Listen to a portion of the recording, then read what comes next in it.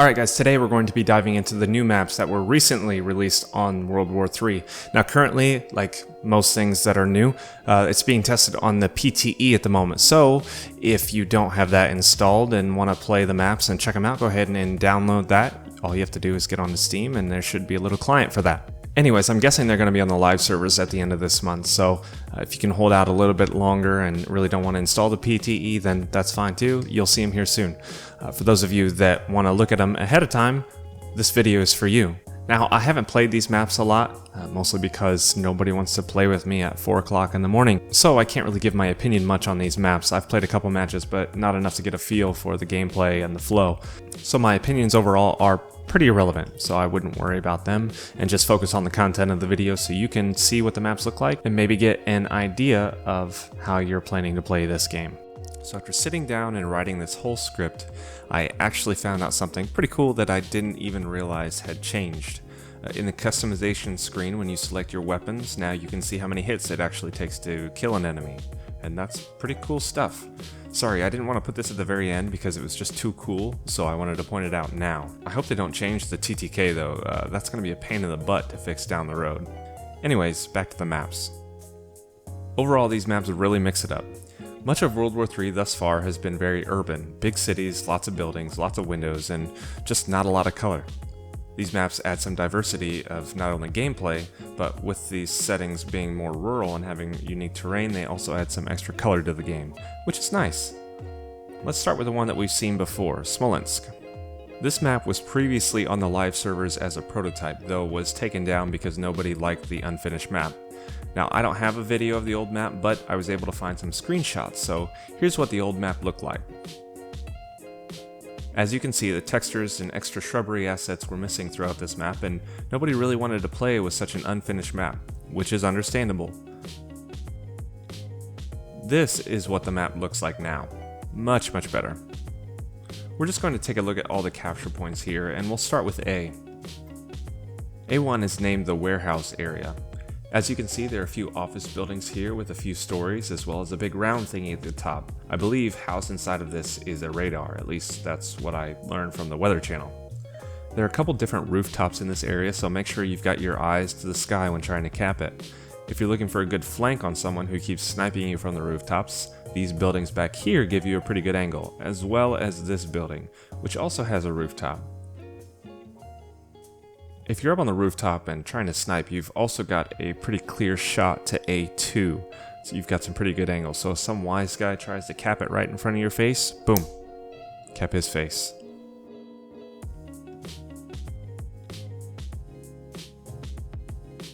A2, named the gas station, is a small area with little cover when you're capturing, so keep a sharp eye out here too. It's probably best to try to have an overwatch for you around A1 or so, just for those nasty buggers trying to come over the hills. Here you're pretty exposed and the only cover is just this tiny little building, so keep that head on a swivel.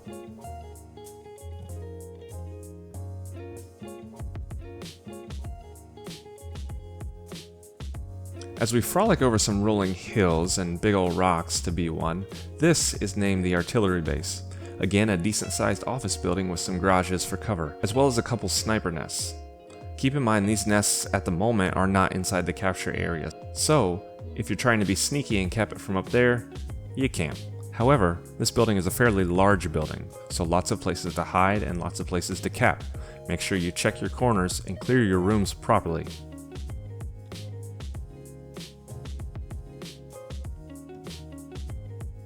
On to B2, this is the bunker with several different levels that you can cap from, so make sure you're checking above and below you, not to mention several doorways and a hole in the ceiling, so don't get too focused on one spot. They might just spider monkey you from above. Our unit is taking control of objective.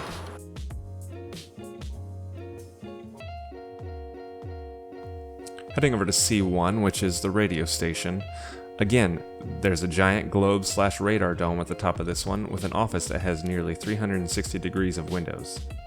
Not only that, but the lucky team that gets to this position first is gifted with a nice little vehicle to pop them baddies with. More office buildings with a couple floors, so keep your eyes open for movement in the windows.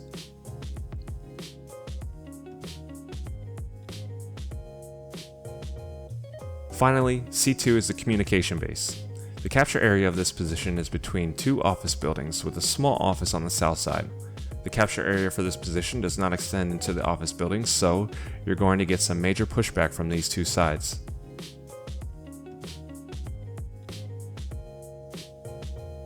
Overall, rolling hills, lots of tree cover, lots of sniper vantage points, and a fairly large map. With all these hills, however, vehicles may have a difficult time navigating to positions without taking main roads, so anti-tank mines may be very useful on this map. I would recommend carrying these around, especially if you're going to be getting clobbered by vehicles and don't want to carry an RPG as your secondary. Alright, that pretty much wraps up this map. Let's head on to Polyarny. If you've played Battlefield 4, this may seem somewhat familiar to you. It reminds me a lot of the map Propaganda. It's not the same by any means, but the look and the feel, just the environment is somewhat like it. Anyways, with this map, the points of the war zone aren't actually labeled, so I'm going to make them up. Maybe one of the names will catch on and I'll be one of the cool kids again. Also, names don't really matter anyway because everyone just says A1, B1, B2, so on. But Farm51, if you want to label one of these just to pay homage to me, feel free to put my recommendation for B1 in the system. I would not be disappointed. Alright, let's start out with point A1. A1 will be named the market. Much like the name suggests, this capture point is in a market or a convenience store depending on what you want to call it. The capture point is slightly outside the store and somewhat down the hill, but mostly it's a small point with minimal hiding spots for larger groups. Nothing a nice grenade or two can't fix.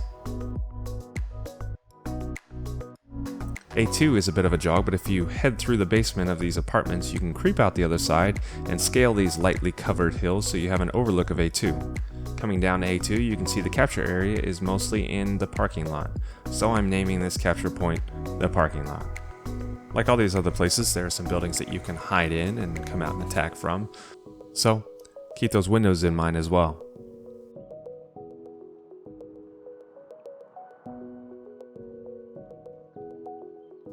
The way the map is set up, B1 is actually a longer distance away than C1, but we're going to hike up to B1 anyway because I like to do things in the proper order and I also don't mind the stroll. B1 is going to be called the Navy office. I can't read Russian, but I thought this was a library at first, and after more exploration, the anchor makes me think twice. This point is 2 stories, hallways, and lots of footsteps, so you never really know where anybody is. Within these walls, I hope your aim is quick. Also, keep an eye on these little windows up here, as it's easy to peek through and pick some people off. So if you're defending, it's a pretty good spot, and if you're attacking, you might want to keep an eye out, because it's pretty hard to aim through these windows. B2 is directly north of B1, and also a market or grocery store, so let's say I call this one Foodville, because it's bigger, I guess. This is another 2-story capture point with some shaky lighting and a couple ways to the top floor. Protect Foodville at all costs.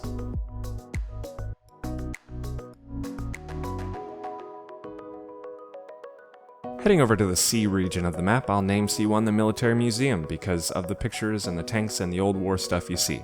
No hiding in this capture point, so be prepared to take fire from both buildings and the hill. Having some suppressing fire might be helpful, and pray the enemy doesn't have an artillery strike because, buddy, there ain't nowhere to hide.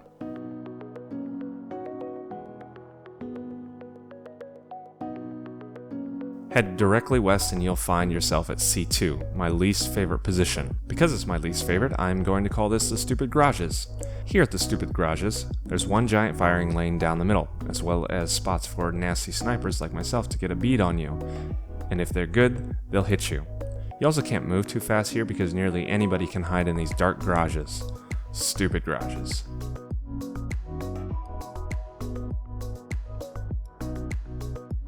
Again, I think these are excellent additions to the game and really add some diversity to what we've seen so far. I'm sure that most of you who play the game are actually waiting for it to hit the live servers, as you don't want to take up that extra room with the PTE, which is fair, so this video is just to see what you have to look forward to. As far as optimization goes for these maps, it leaves a little to be desired. It's not the smoothest, and since they're only available in Warzone at the moment, this is always more taxing to the system. However, the other maps that have been worked on this whole time actually run smooth as silk now, so you know these maps will get to that point. As just a quick update, the 0.6.3 patch was just released as well, but there's really not enough in there to do a whole video on. The biggies here are bug fixes, of course, optimization, the heli drone has dropped 20%, thank goodness, the bullet penetration has been multiplied by 2, also thank goodness, and some other things that you can find down below if you want to click on that link. All of this is on the PTE, so literally everything is subject to change, so I wouldn't worry about it too much. Alright guys, that's pretty much it for this video, just an overview of the maps and a quick update on the patch notes. So if you enjoyed the video, go ahead and give it a like and feel free to subscribe for more information. Feel free to follow me on Twitter for some hot takes and some spicy updates. And feel free to follow me on Twitch as well, as I'm getting more consistent with those. So thanks for stopping by and have a good week. Oh, and Happy Easter.